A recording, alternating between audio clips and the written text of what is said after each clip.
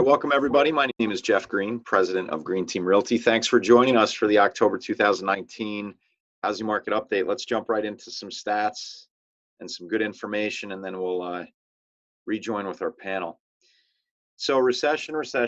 Everybody's talking about it. I think probably the impending U.S. elections next year have a lot to do with that as well. But the simple fact of the matter is more and more people are starting to believe that it's going to happen. So because of that, we need to address it, right? Because no matter how much less impactful we feel that this recession will be on the housing market than the last one was, it's still going to impact us. We can't deny that. So basically showing you a survey of different analysts, stakeholders, influencers in the economic world. Most of them are thinking that the recession is going to come in 2020. Again, it'll be interesting to see, what politics has to do with that in next year's election. But needless to say, the vast majority of people think that it's coming within the next 2 years, let's say 2020 or 2021.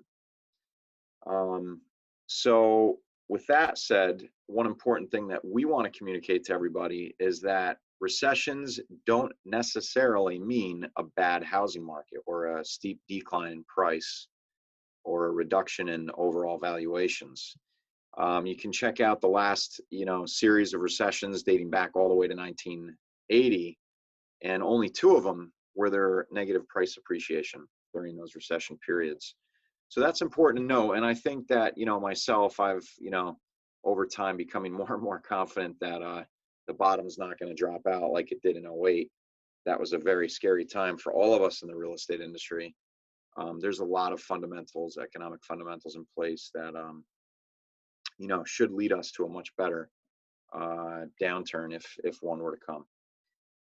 So also another thing worth mentioning is, and we show this to you folks who follow us here in the Housing Market Update pretty much every month. These are holding steady. In other words, pretty much all of the different, again, influencers, stakeholders, people of importance in economics think that not only will pricing on a national basis not go down, but it's going to continue to appreciate, just not at the pace that we've seen in the last couple of years, which, let's be honest, is probably healthy, right? I mean, this rapid market that we've seen, it wasn't going to last forever. Just even without negative market economic environment, it just couldn't sustain. So there's nothing wrong with it slowing and appreciation growing at a slower pace. And then here you can see a little bit more regionally where things are projected. This is information provided by CoreLogic as to which markets throughout the 50 states is going to, be impacted, so on and so forth. So Northeast is looking pretty good. So let's get a little bit more local and take a look at Orange County. We'll look at Sussex County next, but average sale price here is doing pretty well. In Orange County, I mean, it's well above where we have been over the last 5 or 6 years. So things are motoring along there. Ask to sold ratio, in other words, what is the last asking price versus sale price? It's becoming a little bit more competitive. Sellers are having to negotiate a little bit more off their selling prices. And again, as markets cool, that's going to happen. But we're not seeing any precipitous decline here, anything worth causing major alarm. Days on market is still extremely low. Not 1 month this year dipped or rose above, I should say, any of the previous months in the previous year. So that's a good sign. And then I think we missed the units sold graph. I don't know if, let me go back real quick. Oh, here we are. I skipped over that one. I apologize. So for Orange County, I got to be honest, I was expecting the units sold graph for 2019, the green line, to be a little bit lower in the third quarter than where it was. So it really held out pretty well. If you take a look at, the third quarter is really the meat and the potatoes of our marketplace here in the Northeast. So July was above all previous 6 years. August was a touch below, and September was even. So it was a good third quarter for sure. So let's zoom forward to Sussex County units sold. Here we are again taking a look at the green line in 2019, and Although the year started out a bit slower in Sussex County, it caught up in the third quarter. So the third quarter was strong, which is really important for all of the different marketplaces. Average price Sussex County continuing to hold pretty strong and be in a good place.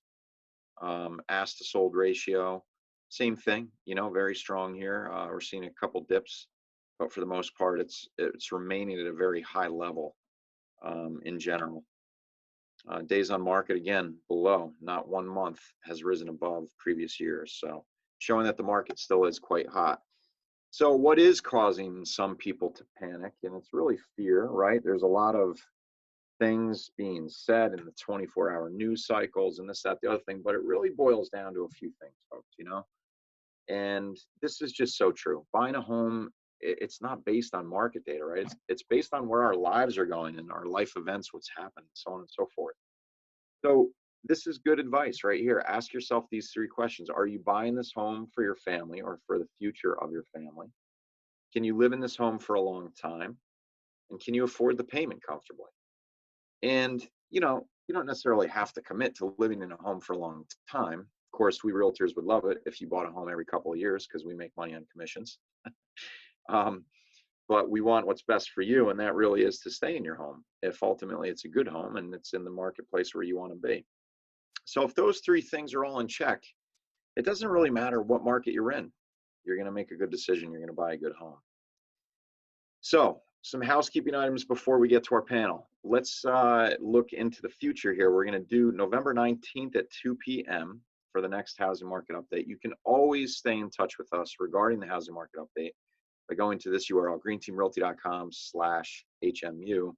And thank you to our sponsor, really the real estate referral community. You can join the real estate referral community for free at reallyhq.com. Okay, so let's meet our panel and let's greet our panel. And we'll say hello. We'll just go in order of who I'm seeing first. I see Tony Kreusch. Welcome, Tony, from Green Team New York Realty, and Karen Gonen from Green Team New Jersey Realty. Welcome, Karen and Tony. Hi, everyone. So let's get right into it. Let's go to the fear factor first, Karen. Should people be afraid? Should they hesitate? What's your opinion? So my opinion is that people are always going to be scared of the unknown. And I think that's one of the reasons that people have decided to hold back, whether it's on selling or buying. However, what I did with one of my clients, for instance, who was buying in Highland Lakes, is I actually told him to go right into last month's market analysis that we did. Take a look at all the slides that we offer. These are national companies that are offering their data and what they're saying. And I think a little more education on our part, meaning the agents towards the buyers and sellers, can go a long way. That specific client that I recommended, check out our housing market, actually ended up putting an offer and getting the house that he wanted, where he was a bit apprehensive about even buying at that point in time. Yeah. Also, another thing that's important to remember is the interest rates are still really low, and we need to capitalize on that, whether it's through refinancing, purchasing a new home, downsizing. This is the time to do it. Yeah, that's a really good point. I mean, rates are so low. They've been so low for such a long time. It's remarkable, but especially now. And that at the end of the day, what I've, the advice that I've always given to buyers and always helped sellers understand how it relates to the sale price of their home is it's all about monthly cash flow, right? Buyers, it's really irrelevant to anyone what the price of the home is. It's all about what is it going to cost me each month to live there? And do I have enough income minus my living expenses to be able to pay my mortgage and still save for retirement and all those sorts of things? So yeah, so financing really matters. And right now, we've got an excellent financing environment. Would you agree with that, Tony? Definitely. You are certainly going to be able to purchase more house for your money. And oftentimes you are going to pay the same or less if you are currently renting to cover your mortgage payment. And by owning a home, you're building wealth. So what better way to save money as you move into your future. And down the road, think about retirement. Yeah, yeah. So I want to address one point, right? Because there's always, it's hard being a broker, right? Because there's always two sides to every discussion. There's buyers and there's sellers, right? And so one would think that, well, if we were in a buyer's market, it's not the ideal time to sell, right? Because there's lots of inventory, you're competing against other people, there's downward pressure on the price of your home, so on and so forth. As opposed to a seller's market where things are trending up, so on and so forth. So I think this, and you two tell me what you think. I think it is the right time to sell. If you're somebody who's at or near retirement and you've been thinking about getting out for some time, I think it is the right time to sell, because I do think that even though we probably will see price appreciation for another few years, maybe it goes flat, maybe it goes down a little bit. I don't think that we're going to necessarily see a roaring uptick at any point in time in the very near future. So I would say that pricing is probably about as good as it's going to get, and you don't want to mess around too much, right? So now's probably a good time to sell. Would you both agree with that? Absolutely. And I think we are experiencing a very unique market right now with low mortgage rates and low inventory. It's really just a great time to buy and sell your home. Right, right. So from the seller's perspective, I would urge sellers to put their home on the market. Now we're entering in, here's an interesting discussion as we enter towards the Thanksgiving holiday. We have Halloween coming right up, Thanksgiving, then we have, the Christmas holiday, Hanukkah, so on and so forth. And, look, traditionally, all you have to do is look at our charts to see that, December, January, February, those are the lowest number of transaction months. And that's because a lot of people do put aside their buying regimen during the holidays, right? And these transactions are a long transaction cycle. So if people are identifying homes, if less people are identifying homes in November, December, and January, that just means that transactions are going to be lower in January, February, and March, per se, right? And then people get back at it after the new year, and things pick up in the spring. However, one phenomenon that I've had it work. I mean, I had a buyer in particular that had to buy a home. They needed to buy a home, and it was like December, and there wasn't a lot of inventory, and they paid too much for a house, honestly. Because they had to buy, but they had to buy, and then sure enough, 3-4 months later, a lot of inventory rolled out. It was less expensive than where they were. That particular seller got lucky, but I think as we head into the holiday season, this is kind of where I'm headed with this. There's still going to be a lot of buyers that still haven't found what they wanted to, right? I think, would you two agree? Absolutely. That some of the buyers you're working with, they don't care if it's December. They're going to look and they're going to buy something if it's the right house, right? Yes, and they've seen all the inventory at this point that's on the market, and they're just kind of waiting in the sidelines, right, to put an offer down on something that suits them. Right, right. So I would say almost more than almost any year that I've been in the business, I would recommend, if you're a seller thinking about selling and you kind of need to, and your home is ready to go, I would say put it on the market. I wouldn't wait until spring at this point. I think you still got it's very busy. A lot of my agents are coming back saying, wow, things have really picked up here in the fall. It's a very good time right now, I would say, to get some more listings on the market. And we still have people calling in and coming into the office, but they do seem to be more serious buyers than just lookers. Right. Yeah, good point. Karen, anything else you want to add on that particular discussion? Actually, I have to say that November has always been my biggest month. So it's not those people that need to get in before school starts that make it. As far as the summer being really good, summer is always good, but for me, it's actually fall and the entry into winter that's stronger than the summer. I think those people that are looking in the winter are serious, because if you're going to get out of your house at 30-degree weather, you really want the house. Yeah, there's no question about that. There's definitely no question about it. And look, the other thing is you're probably going to get less foot traffic than you would in the springtime. But there's also, like Karen just said, there's a lot less tire kickers out there. So the showings that you'll get during those months over, November, December, and January are going to be more serious. So that's a good thing. And if you price it right, there's enough, intensity in the market to get transactions done. So it's really about pricing property right. And it's always about pricing it right? Isn't it? I mean, no matter if the market's way up or way down, you have to price things right. Right. One other thing, just kind of, I guess I'll just throw this out there. I would say that I would make this prediction. If you're going to buy a home and you're planning to live there for at least a 7 to 10 year period of time, you're fine. Even if the market comes down during that time, it's going to come back up and reappreciate. So I think you'll be fine. That's, the last downturn that we were in lasted a really long time. When I look at it at a hyper local level, it lasted 8 years. If you look at pricing in our local territory here, it really started to drop precipitously in 2008, and it did not stabilize until 2016. So there was 8 years of price decline. That is rare in terms of the history of the housing market. I just don't see that happening this time around. I don't see it happening at all. I think we're going to continue to soften here for some time.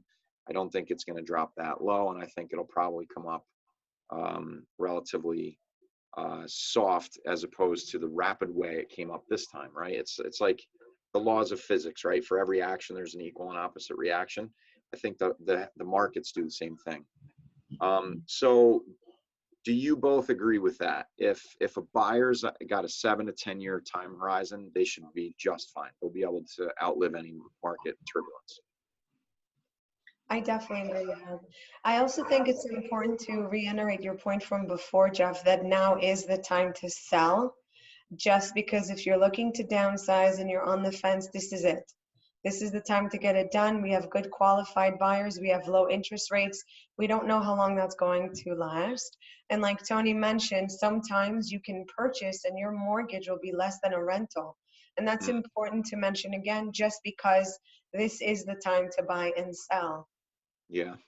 Yeah. And one other thing worth noting, right, is you can structure your listing in a way where you can make it subject to finding suitable housing, right? It's called a suitable housing clause. So if you're like, I put myself in a retiree situation because someday we'll be there, right? God willing, hopefully God lets me live long enough and prosper enough where I can actually retire. But if I want to go down that path, I'm going to start to think, all right, well, where am I going to, right? I can't just put my house on the market and sell it because now I got to find something. That's a dilemma for a lot of people, especially in a low inventory marketplace. But I don't see anything wrong with listing a property subject to finding suitable housing. But you got to be realistic. You got to give buyers reasonable terms on that clause. And that's a whole nother webinar for another thing. But know that that's an option. And, most, if not all of our Green Team Realtors, especially these two, are hip to the notion of suitable housing clause, and we can coach you on that and guide you.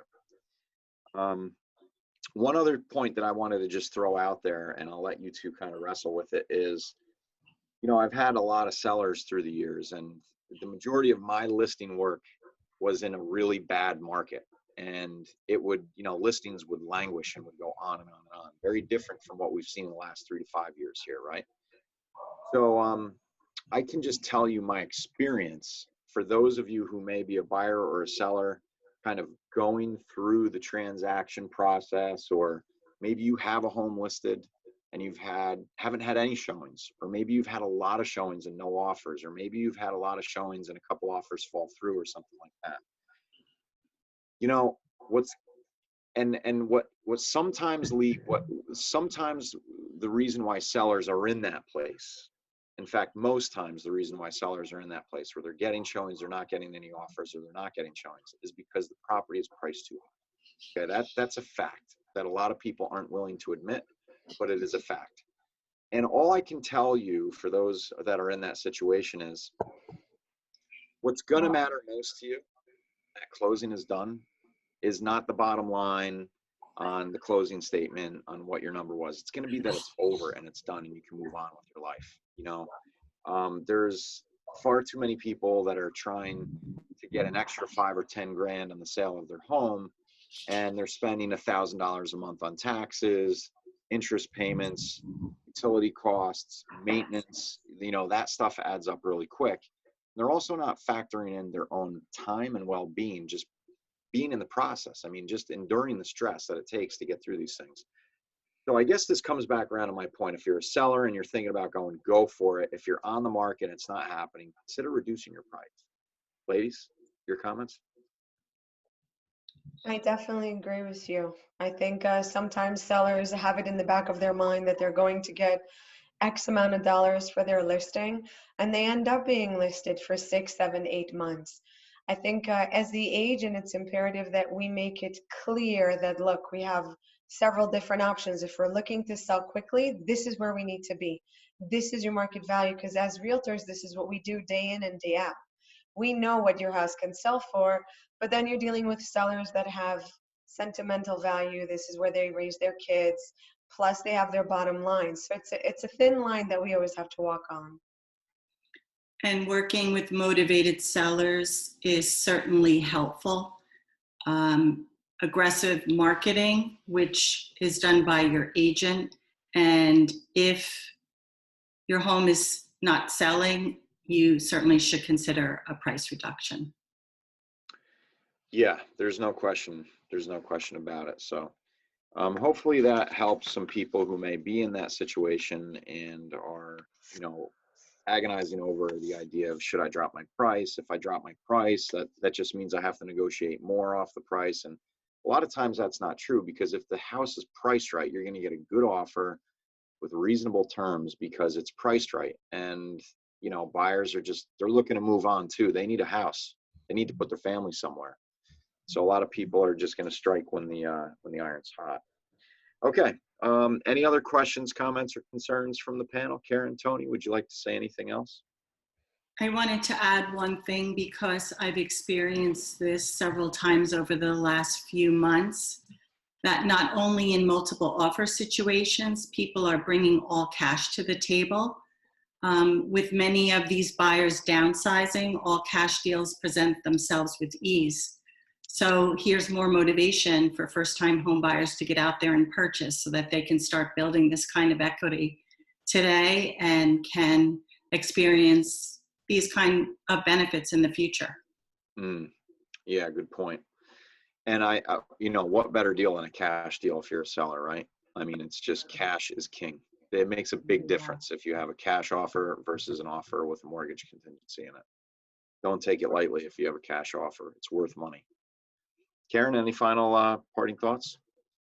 Sell, sell, sell. Bye, bye, All right. bye. So, Karen, we'll start with you since you're talking. How do people get a hold of you if they want to buy or sell real property with you? It's always through my cell phone. That number is 551-262-4062. All right, very good. And Tony, what's the best way to get a hold of you? Please call or text me at 845-283-2450 to learn more about the housing market. All right, so that's a wrap, everybody. Thanks for being here. And don't forget, we're going to be doing this again every month. We do it second Tuesday. This month we did it on a Monday because I have a prior engagement tomorrow. So sorry for everybody who was programmed for Tuesdays, but we will be Tuesday, November 19th at 2 p.m. So we'll see you then. Thanks, everybody. Bye. Bye.